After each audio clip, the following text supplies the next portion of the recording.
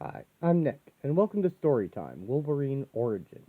Originally published in 2001 and simply titled Origin, it was a huge deal at the time. Until 2001, Wolverine's actual origins had always been shrouded in mystery. Bit by bit, he pieced together his life from just before the Weapon X project found him, implanted his adamantium, and altered his memories. But his mind had already been forgetting his past long before that as a way of helping him move past traumatic events, including the event you're about to see. Origin was when his childhood and early life was finally revealed, as well as his birth name and his age. And following that, Origin 2 established the next chapter of Logan's life as a young man, and revealed the origin of his relationship with Sabretooth. Events in the comic world resulted in Logan regaining all his memories in the same time as the readers got them, and a new ongoing monthly comic, Wolverine Origins, began following that series of events and exploring those memories further. Here you will see that Logan has followed similar patterns all his life to the ones he followed with the X-Men, and I'll point those out as we go.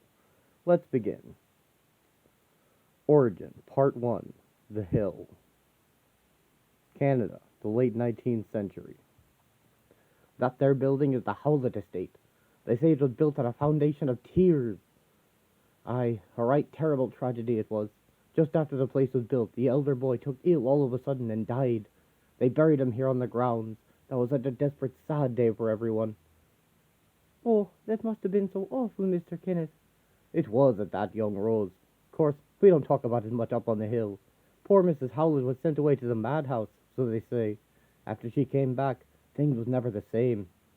And is it true about the old man? Is he really as bad as they say down in the village? Hmm. You'll never hear me say this, mind, but you ask me, the old man's one to be avoided. He ain't like his son. Self-made millionaire. Made a fortune in copper ore, but a miserable blighter when it comes to any of our station. Young Master John's a good man, but he and his father don't abide each other. There's a lot of sadness up here. That's how it's been ever since the tragedy. If you ask me, girl, this bloody place is bad luck. So what brings you up from the village, young Rose? My parents, sir.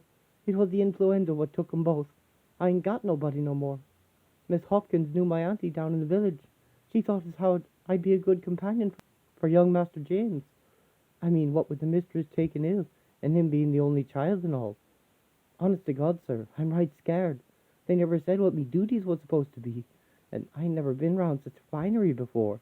And you won't again, lass, not in your lifetime. There ain't no other place like a Howlett Estate in all the country. Tell me, how old are your olds? 12, Mr. Kenneth. Aye, well, if you want to be 13, you'll keep yourself to yourself and do exactly as you're told.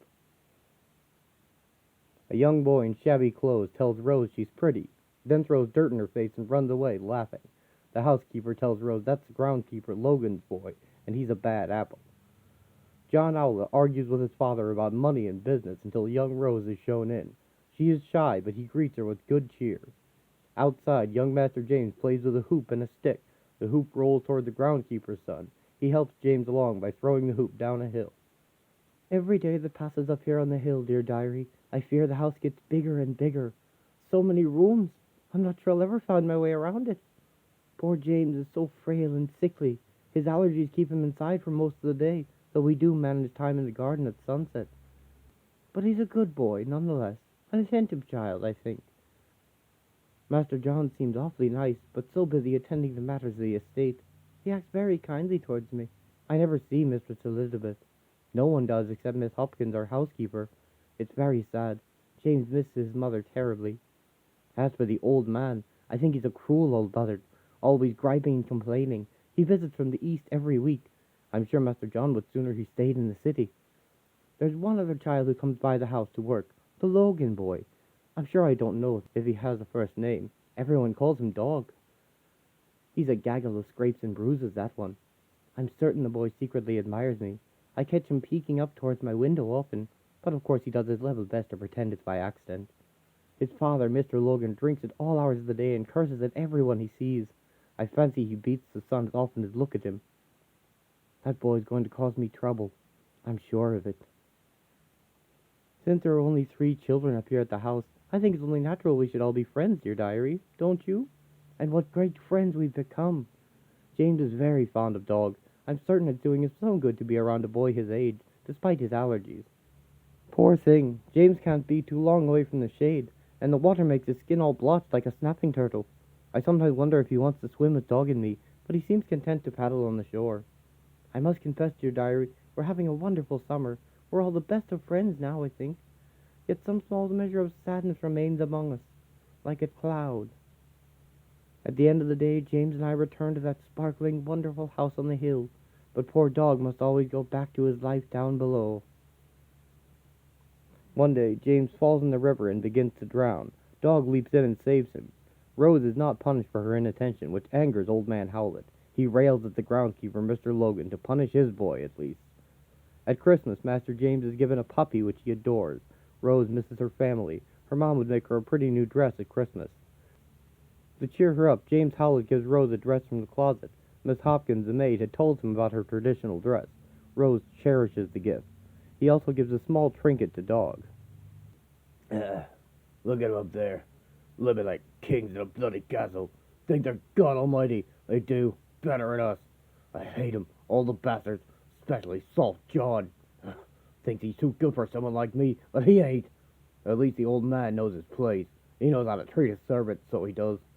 Soft John don't even know how to treat his wife. Steady, Logan. Get your bleeding hands off of me. They ain't like we are. Too bleeding good for us. Papa, look what Master Howlett gave me. Rose still misses her family. Master James cherishes his puppy while his father and grandfather fight. And Dog? What did I tell you, boy? What did I tell you? No, Papa, I'm sorry. I didn't mean it. I swear. I'll make you sorry. You hear me? No, Papa. Ow! Papa, no! Origin, Part 2, Inner Child.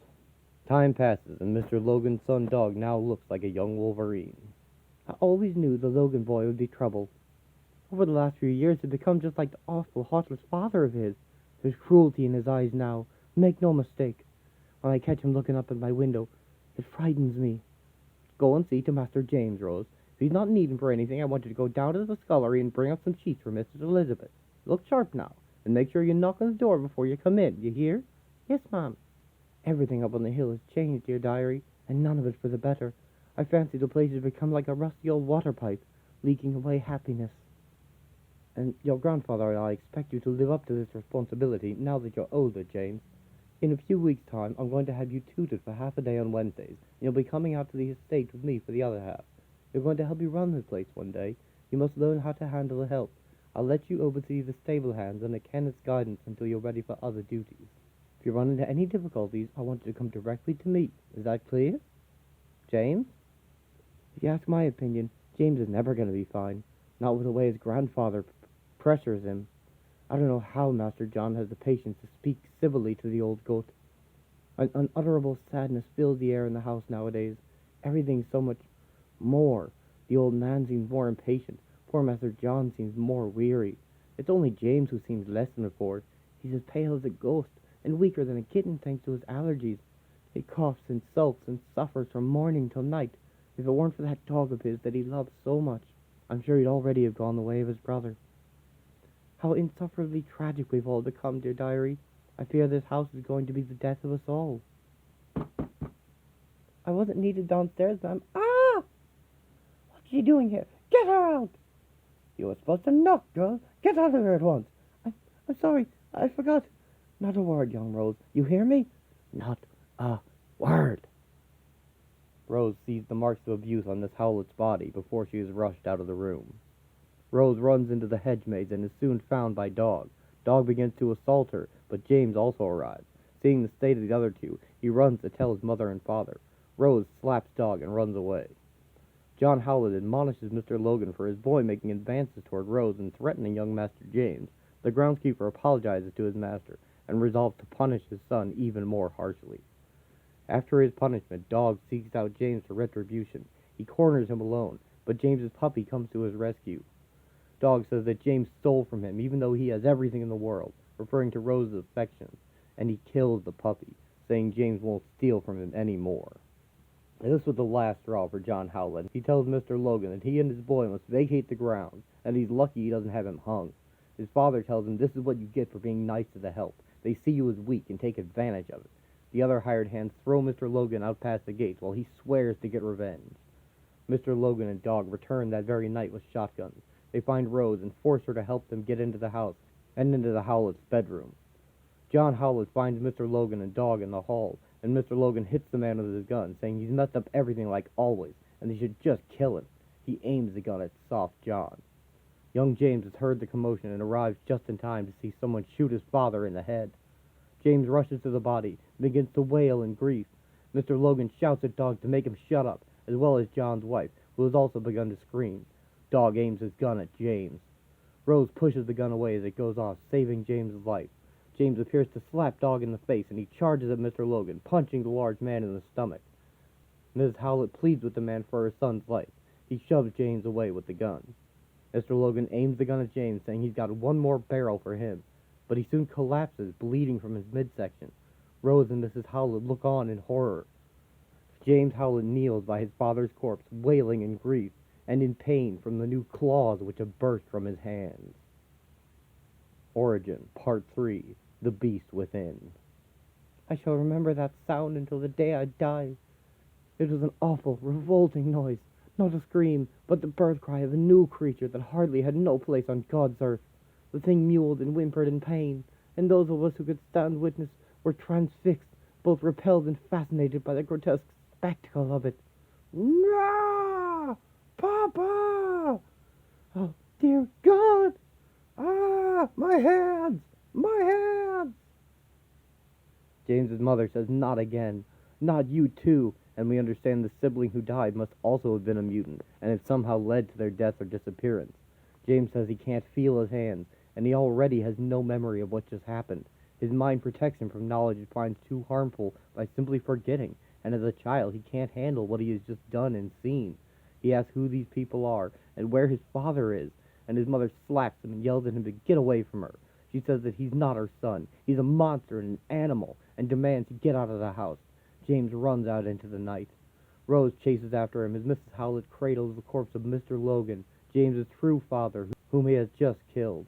This is the first great tragedy of his life, but it will not be the last. Dog awakens.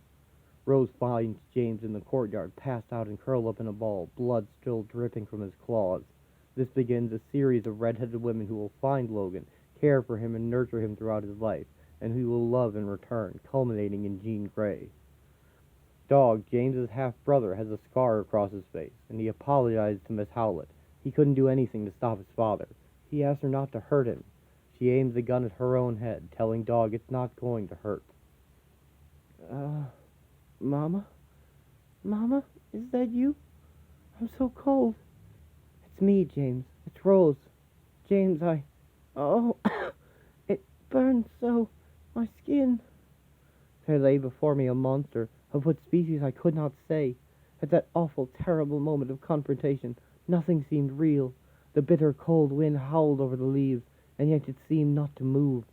This beast, this spastic monstrosity that had been James Howlett mere moments before, was now transformed into something more and something less than human. But underneath it all, just a boy. James, I'm so sorry. I don't know what to do. I'm afraid to go back to the house. What if they think it was me? Oh, Lord, I don't know what I'm going to do. I don't even know if this is real. What's happened to you? Do I know you? Hush now, child, you're seeing things. Can you smell that? It smells like apple dumplings, but it seems so far away. I can hear someone wailing by the servants' entrance, and there are 3 people in the maze. Oh, I've been having the most awful dream. Oh, there are too many noises here. It's so loud. Where's my mama? Did something happen to us? James, don't you remember? Don't you understand what's happened? It's me, Rose. Rose. Yes, I remember now. Didn't you want to work for my papa? Old Man Howlett interrogates Dog, and he tells him that Rose had a gun, and she killed everyone and ran off with James. Rose had gone back to her only family in the village, but her aunt turns her away, saying she stopped being family when she went to live on the hill. James doesn't understand why they can't go to his home.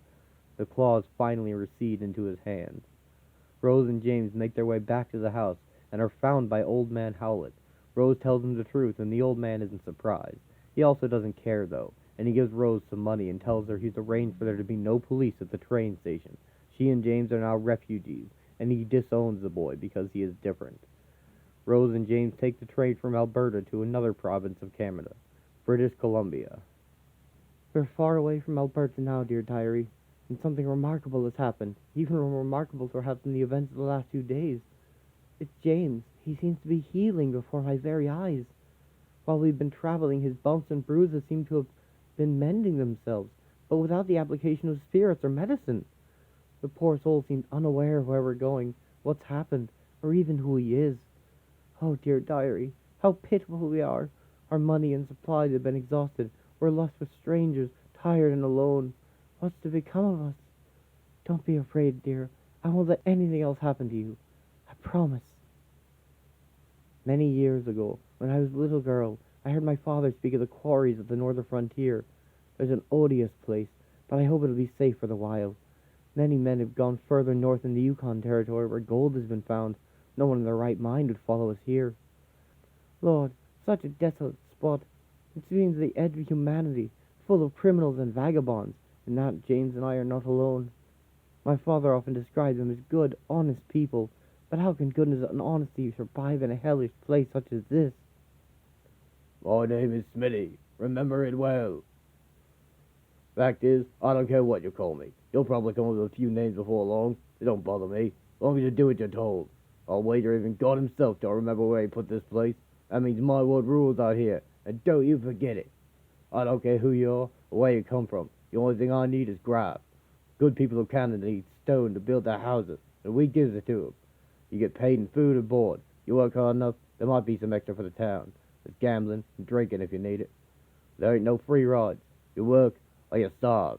Now get inside. Register for tomorrow's shifts. Don't be afraid, James. Just be quiet as a mouse and we'll never be noticed. Hey, you! What's your name, girl? Rose, sir. You ain't got the right tongue on for this part of the world. You're bleeding freeze to death like that. What can you do, girl? If it please, sir, I can cook and clean and sew. I can read and write. What about this one? What's your name, lad? He's my cousin, sir. He can't talk much, but he's a good hard worker. He'll do as he's told. Take your gloves off now, boy. Now! I want to see your hands. No, I mean, they'll get cold, sir. There, just as I thought. This cousin of yours never done a hard day's graft in his life. Oh, well, sir, I promise he'll do his shift. He'll do more than his shift. You just have to let us stay for a while. We'll see about that last. What's his name? I don't want your life story, girl. I'm not interested in where you came from or where you're running from. I just need a name for him. That's all. Well? Logan, sir. His name is Logan. Origin, Part 4. Heaven and Hell. Logan examines his hands, but he doesn't know why. He struggles to work with the other men, but he adapts. Cookie, the camp's cook, steps in to help Logan when his cart of rocks tips over. He then lets it go, though, spoiling his hard work, to tease the boy. He never speaks. Not to anyone. I'm certain now is a mistake to bring James here. I don't see how he's going to make his way in such a vile place as this. He seems so distant, as if he's trying to understand what's happened to him, and yet block his memories of it at the same time. Could it be that his mind has just been injured in a result of what happened to his poor dear father? I wonder if his brain is trying to heal in the same extraordinary way his body does. Sadly, every time I try to talk to him about what happened in Alberta, he pushes me away. And now, with the snows fully upon us, he seems to be retreating even further into his own world. It's going to be a hard winter for James and me, assuming we survive. This camp is a wretched place full of wretched people. Poor James awakens hours before dawn each day in order to register for barrow duty at the quarry. He never once complains. Bless his heart. The foreman, Smitty, seems to be a very fair man, but he's ever so gruff. I heard tell he was once a merchant sailor, but that he came here to run the camp after his father died. He looks like he has a piece of every corner of the world written in the lines of his face. My job is to organize affairs in the camp office. The Lord only knows how they managed to get this far. It's a muddle of messy shelves and mixed up paperwork. What a jumble. Just like the people who live and work here, I fancy. Messy, disorganized, strewn all over the place. Like a pack of wolves. Cookie continues to abuse Logan, taunting him with food before throwing it away, then pushing Logan's head underwater when he goes for the fish. The others just laugh at his antics. Logan has made no friends here. Smitty steps in and rescues the boy, and another man who helps James up warns him not to let a man like Cookie get on him, because he'll kill him if James lets him. We're now into our second summer of the camp, dear diary. There's a thick curtain of leaves on the tree now, but I fancy even the forest can't disguise the squalor of this awful place. I can't help thinking how angry Mother Nature must be that she can't cover such an ugly stain on her pretty dress. I'm not even sure I remember what the world outside the camp looks like anymore. I sometimes feel as though everything's changed. No one more so than James. Did it really all happen, I wonder? Or was it just a dream? Hello? Is someone there? Rose bathes in the river while Logan hunts in the forest. Rose hears Cookie spying on her, but Logan soon emerges from the woods, carrying a deer carcass and a wooden spear. He's not much good at work yet, but he's found another way to contribute. His Logan's enhanced senses have developed, and hunting comes very naturally to him. Unaware that he has claws, he instead made his own stabbing implement. Rose remarks on how much Logan has changed, asking how he learned to do what he does, but he can't explain it. It's just an urge, an instinct he's following. He has other urges developing which he restrains, though, guiltily eyeing Rose's body. He must see her as something like a big sister. Rose tries to talk to him about his past, but he doesn't want to hear it. He said there is no life before they came here. He's not that person anymore. My dearest James, or Logan if you prefer, there's so much I wish I could tell you. I don't know why you won't allow it, but you've suffered so much I cannot bring myself to force the issue. I'm watching you work as I write this. You've grown remarkably since we came here, but you remain the same helpless child I once knew. In many ways, you're much like your father. He was such a kind and giving man, and an awfully hard worker. You have his good nature in your eyes, no matter how hard you try to hide it. That's just it, isn't it? You burn with a desire to be someone other than yourself. Is it because of what's happened to your body, I wonder? Or is it something more? Have you truly forgotten who you once were? I hope you will consent to read this diary one day, dear James. I won't be able to live with myself until you learn the truth of what happened back in Alberta. Logan has gained a bit of respect in the camp for his hunting. Now that he's bringing in good food when Cookie abuses him, some people do object. He beats Logan up and Logan doesn't defend himself, until eventually Smitty steps in again, this time socking Cookie good. Smitty punches Cookie a few more times as a lesson. He won't have anyone causing problems in his camp. He asks Logan why he didn't stand up to Cookie on his own, but the boy runs off into the woods. Some part of Logan does remember what he's done, what he might do again, why he's afraid to fight back. He runs through the woods until he comes face to face with a large wolf. The wolves surround him, seeing him as prey. Logan sets his gaze and extends his claws, though, and meets the eyes of the apex predator. The wolf jumps down and walks to meet him, and Logan assumes a submissive position. They've smelled his scent in the woods, along with his kills. The wolf sniffs him and howls, accepting Logan into the pack. Origin, Part 5, Revelation. Tiger, tiger, burning bright, in the forest of the night, what immortal hand or eye could frame thy fearful symmetry? In what distant deeps or skies burnt the fire of thine eyes? On what wings dare he aspire? What the hand dare seize the fire? And what shoulder and what art could twist thy sinews of the heart? And when thy heart began to beat, what dread hand and what dread feet? Logan runs with the pack of wolves, hunting is one of them. What the hammer, what the chain? In what furnace was thy brain? What the anvil, what dread grasp dare its deadly terrors clasp? When the stars threw down their spears and watered heaven with their tears, did he smile his work to see? Did he who made the lamb make thee? Tiger, tiger, burning bright, in the forest of the night, what immortal hand or eye dare frame thy fearful symmetry? He has caught the prey, but does not eat from the kill, instead leaving it for his brothers. He is a valued member of this society, and they see him as one of their own. Rose is reading the poem to Smitty, who has been spending time with her. Smitty shows Logan his new job, laying dynamite, lighting the fuse, and running away. The fuses are 1 minute long, plenty of time to get to safe ground, as Smitty demonstrates. Cookie's opinion of Logan hasn't changed, but it has become less important as he has proved his worth at both bringing in fresh meat and at jobs around the camp. One of the men says that he digs like a Wolverine going after a root, because they never give up until they've got it. He says Logan is a Wolverine. Logan's become a new man, make no mistake. Not just a name, but also in nature.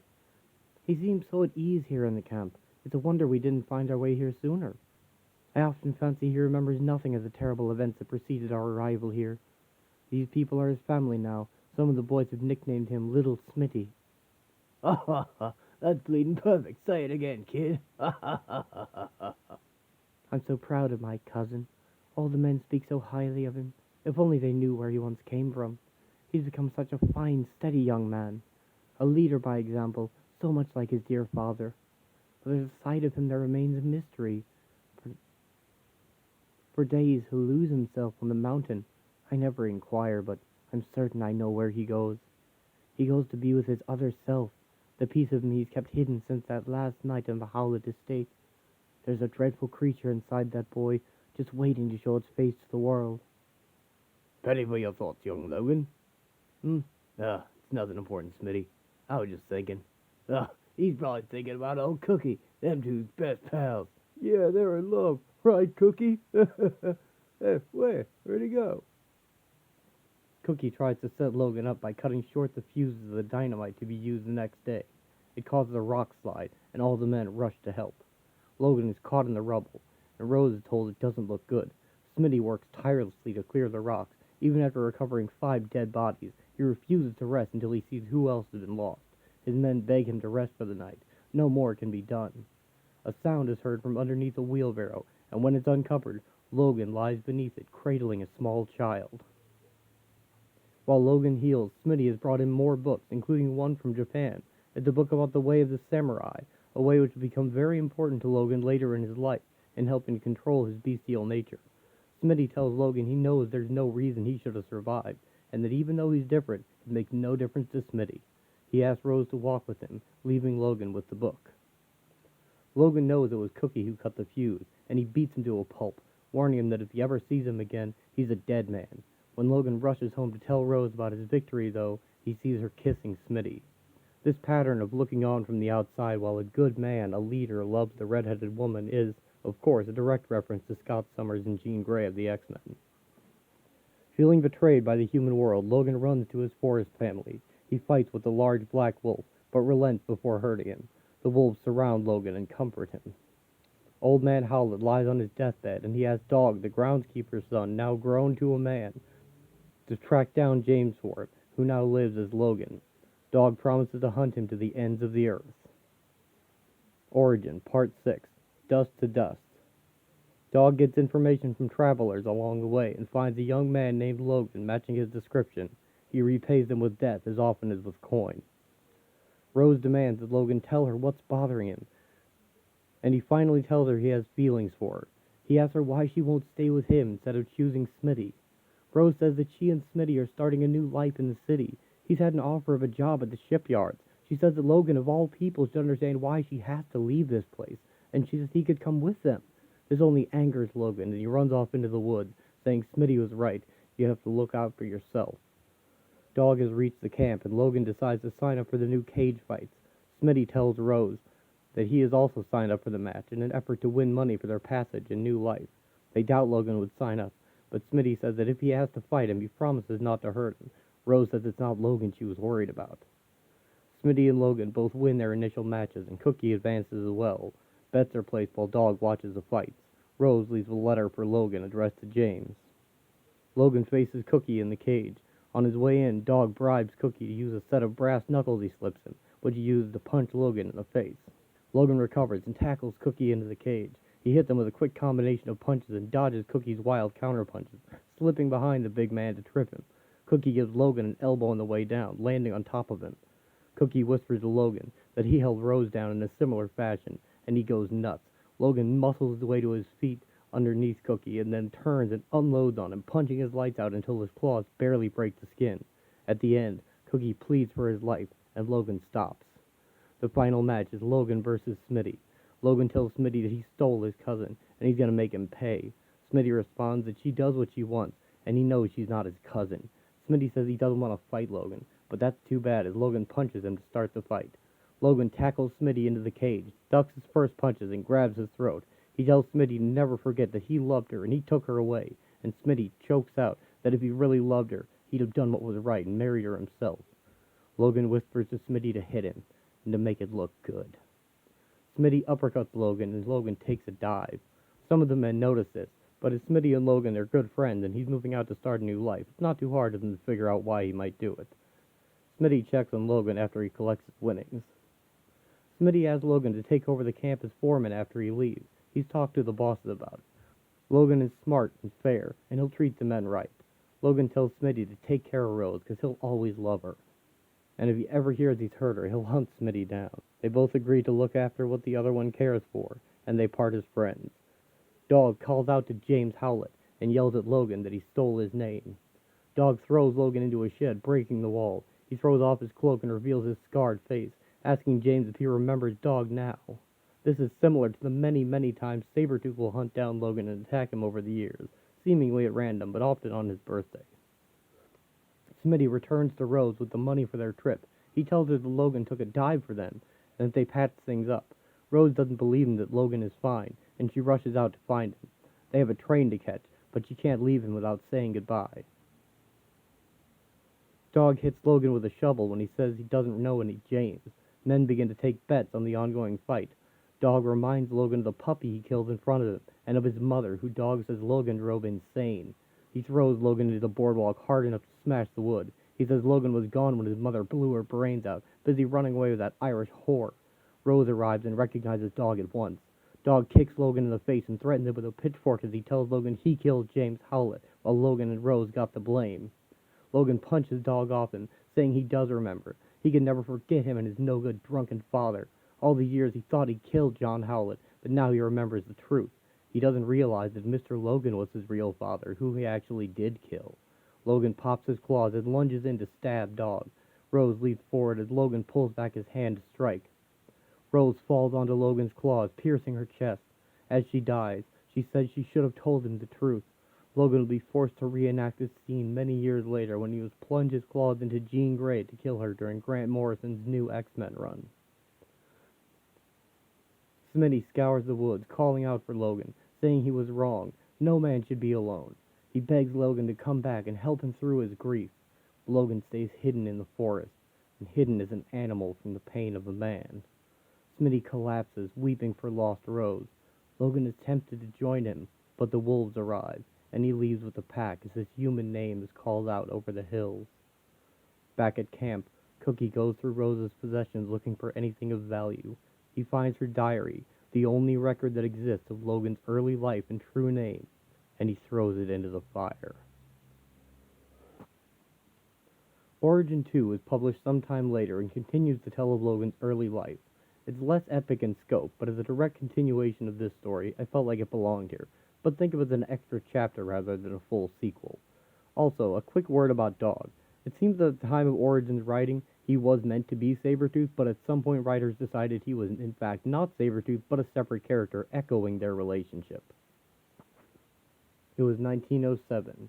It was the end of the age of the great empires of steam, the clock of mankind ticking towards dreadful war. The entirety of the civilized world knew it. The mistake of the civilized man being to believe his world was the world entire. This is the story of how civilized man came to know of another world, and the man who lived there. This is a story about that man, one called Logan, who had chosen to live far away from civilization and those who disturbed him. It is a story of wolves and bears. It is a story of animals. Logan lives and hunts with the wolf pack. He bursts from a pile of snow to surprise a deer, showing the use of human ingenuity in the animal kingdom. Gray Scar, the wolfish man. Gray Scar hunts with his 3 sons, and one just as close. The pack is a family. This is what binds them together. Humans rarely understand the pack of the wild. The wolves do not stay together out of fear. They stay because they want to. They stay for love. There's enough game here for the 3 sons to choose to stay with Red Streak and Gray Scar. They are much needed. With this endless winter encroaching into spring, there is much work to do, and a new generation to feed. It is rare for the wolf family to accept one not of their blood, but rare is not never, and across the years, Gray Scar and Red Streak came to love the 2-legged wolf. With the pups it's easier. They instantly adore the one whose two-thumbed magic brought the entire prey to their eager mouths. He completes their family. The lone wolf is different. He watches. He waits. He desires. He does not desire family. He desires what the family has. He'd eat the pups. He'd eat them all. The lone wolf's lingering presence is the only threat to the pack's world. Despite the winter dying, the spring white, the hunting is good. The pack is close. There's nothing more to want.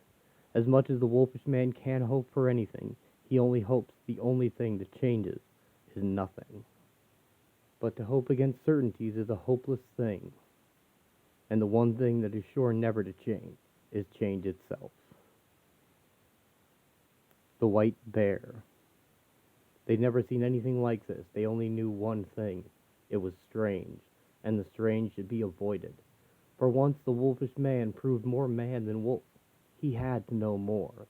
For the first time in years he felt pity. For as strange as the bear was to the forest was strange to it too as well. All its talents seemed useless.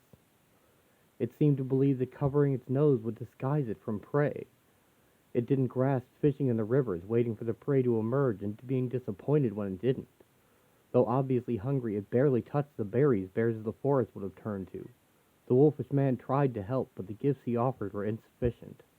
The bear needed flesh, and even with good hunting, the wolfish man had none to spare. He had his family to think of. This strange white bear would have to fend for itself, and with luck, find its way home. The following days were happy. The long days with the family pack, the nights for the hunt. Life continued. Nothing changed, until a red streak's howl keened through the night, and everything did. The wolfish man had underestimated the great white stranger. In the forest, most of the bear's talents seemed useless, bar two, a sense of smell that can lead it across miles, and the strength to take whatever it can touch. In a way, the wolfish man got his wish. The bear had found its way home, but not to his home. The wolfish man looked for meaning, to find words in his heart to explain what was before him. For a moment, he simply couldn't comprehend it. And then he did. The polar bear smacks Logan out of his leap with its huge paw. As it lunges in, he stabs the bear in the throat with both hands, and the bear knocks him far away. The bear charges Logan and leaps at him, biting at his head while Logan stabs it again and again with his claws. The bear rips out Logan's throat. The bear lumbers away, bleeding out after only a few steps. It collapses as Logan's throat hits the ground.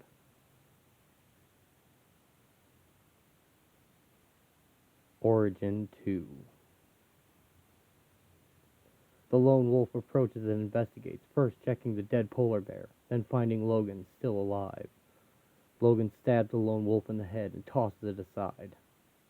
His life was over, the life he came to these forests to find, a second life born out of the ashes of the last.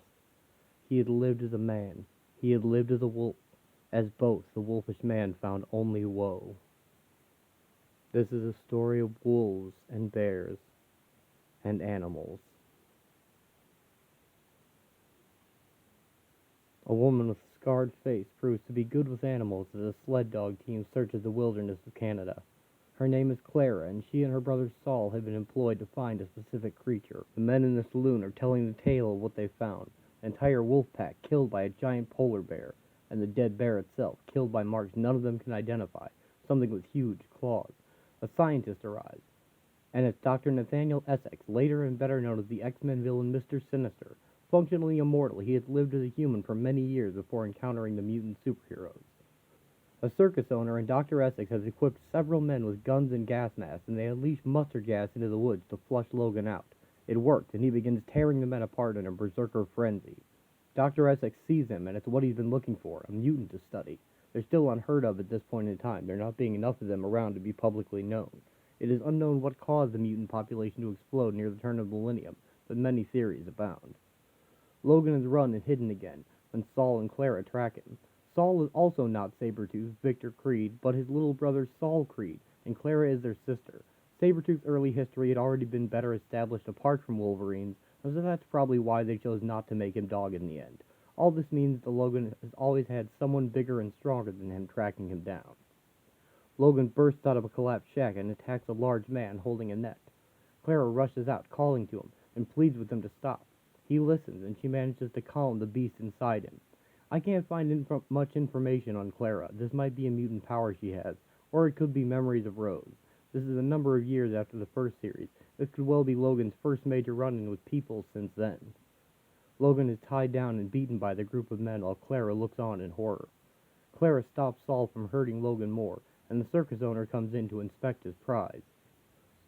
He gives Logan the chance to speak, which he refuses, so the man goes ahead with his plan to display him in the circus. Oh, I see it now. Welcome to Hugo the Great's phantasmagorial celebration of the strange and wonderful. Come, all good Christian souls, to see the original pagan, the sinner, a sinner's blood and a sinner's hands. Cain's own line, discovered and brought to our modern society of parlors and picture houses. The red right hand with a matching left. Ladies and gentlemen, the clawed man of the woods, the marvel of a modern age.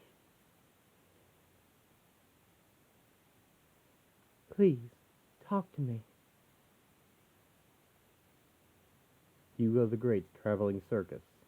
This all stops if you talk. What they're doing to you isn't right. If you were an animal, it still wouldn't be right. I know animals, and I know men. And whatever you are, you're a man. So what are you so afraid of? Killed Rose. Lost family. Not a word. Great. You're really not helping. This can't go on. Yeah, you're strong as all hell.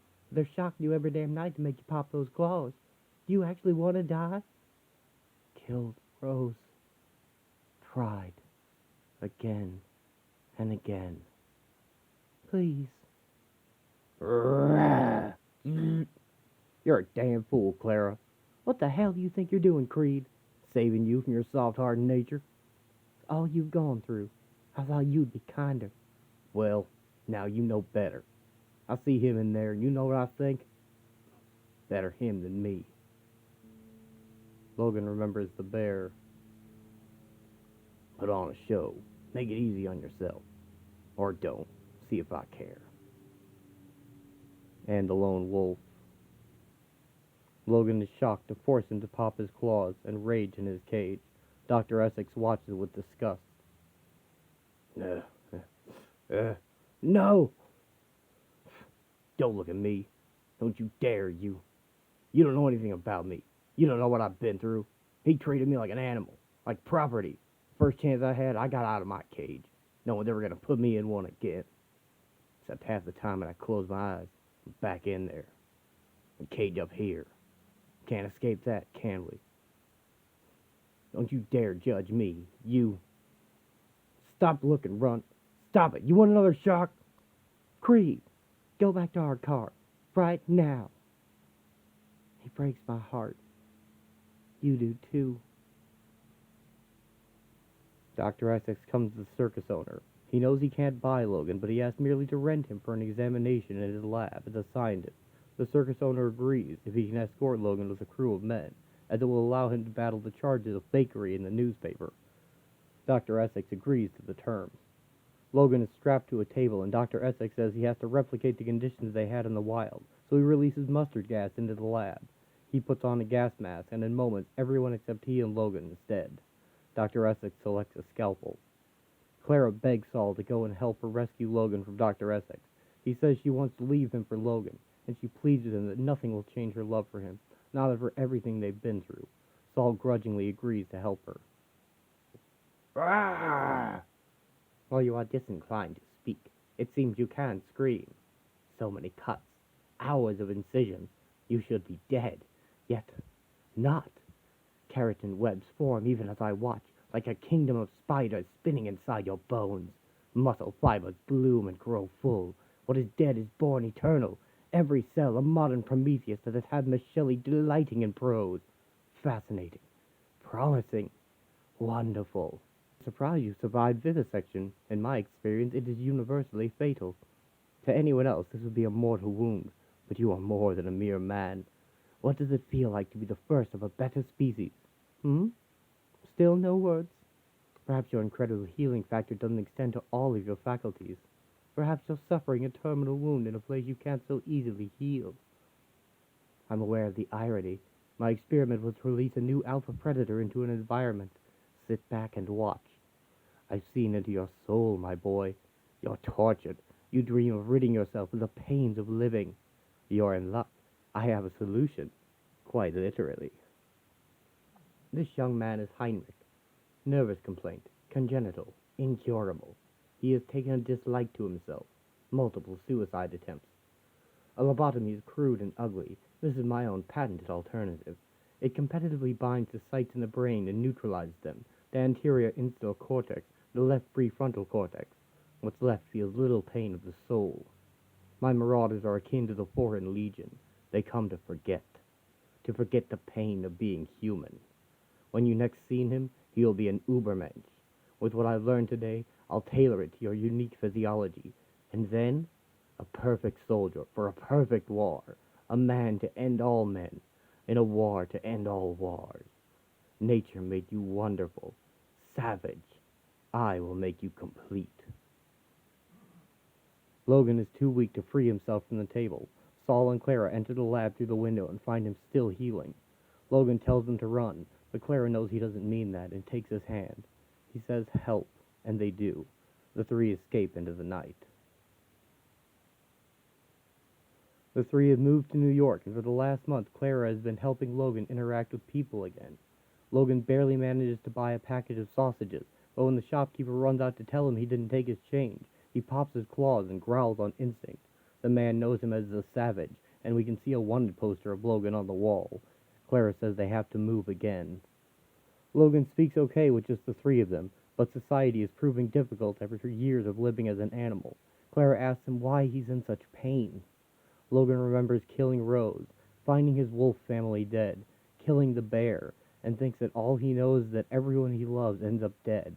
He stays silent on the subject. Logan wakes from a nightmare, popping his claws and screaming. Clara comforts him, saying she's used to it. Her and her brother had a rough childhood too, and they wake screaming from their own nightmares.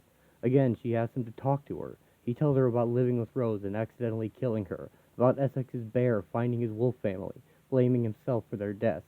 He's tried to kill himself and knows he can't die. He'll just go on living while everyone he loves gets killed. Clara tells him that life is about more than pain, but the pain is the price. She says the price is worth paying, and she kisses him. He asks about Saul, but she says it's not like that. She'll explain in the morning. From outside, Saul watches angrily as they make love. Logan awakens, sensing danger, and hearing men coming towards him. The door is kicked in. Soldiers fill the room, and remembering the bear, Logan growls. He jumps towards the men and stabs one. He's shocked by another and remembers the shocks in the cage. He flies into a rage, never wanting to be captured again. Logan begins slaughtering the soldiers, slashing their faces and stabbing their organs. Clara grabs his hand. He turns, stabbing Clara through the chest. She tells him, "It's all right. Don't," as she dies. Logan remembers killing Rose again, seeing the pups in the bear's paws, killing Clara, and everything becomes red.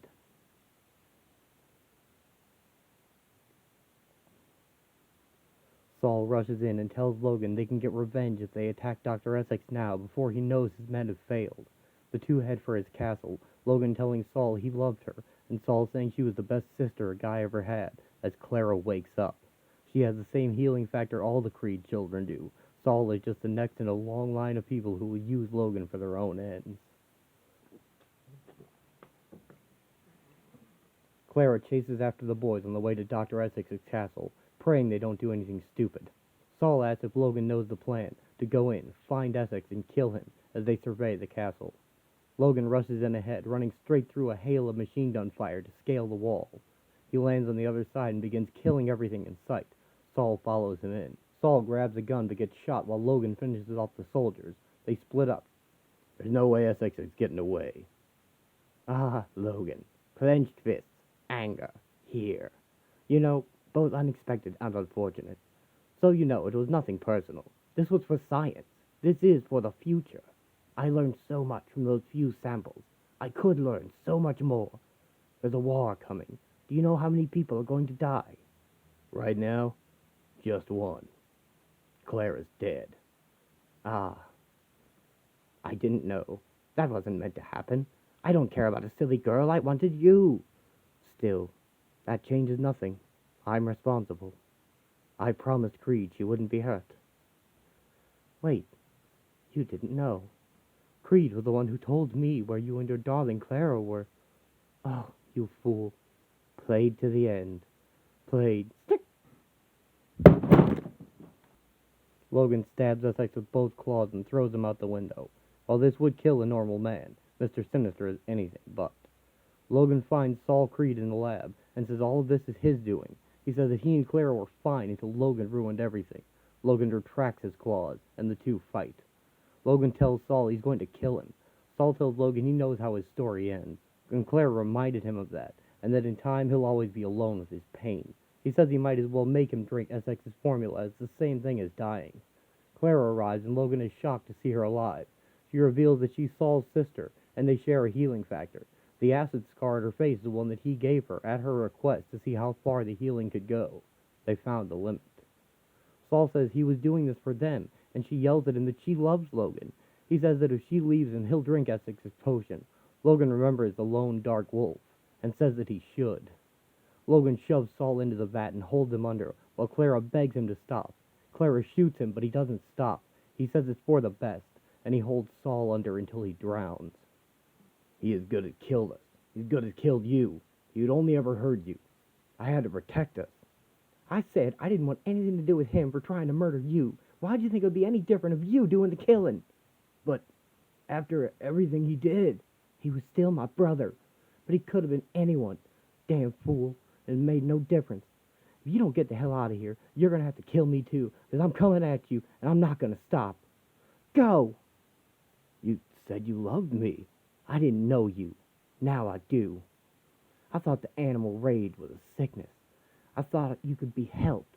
But the animal part isn't the problem, is it? The problem is the man. And the man you are, the damn cold-hearted killer. You'll heal. But it'd be better for everyone if you didn't. I never saw Clara again. She was right. I feared I was Essex's bear. I wanted so badly to be the gray wolf. In my heart, I always felt like the lone wolf.